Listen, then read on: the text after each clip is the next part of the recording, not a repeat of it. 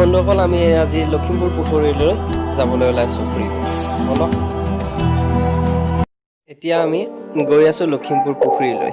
ভিডিঅ'টো আপোনালোকে শেষলৈ চাব, ভাল লাগিব।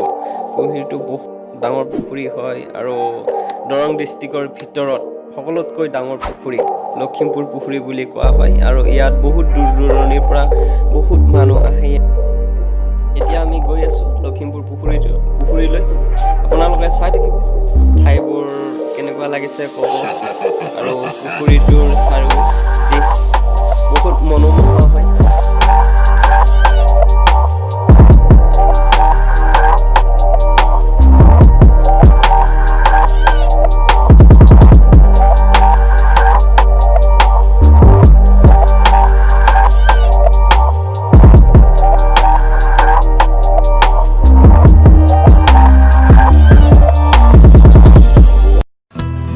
এতিয়া আমি আহি লখিমপুৰ পুখুৰী পালোহি।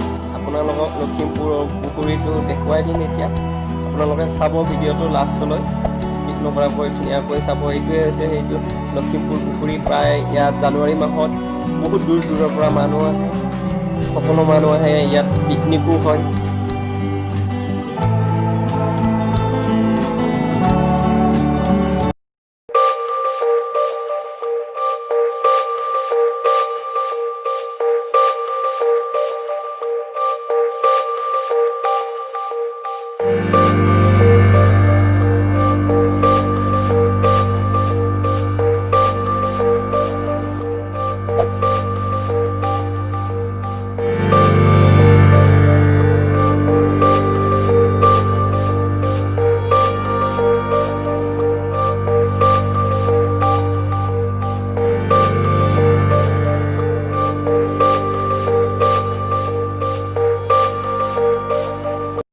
পাৰলৈ খোজকাঢ়ি গ'লেতো বহুত টাইম লাগিব, কাৰণ বহুত ডাঙৰ পুখুৰী হয় এইটো।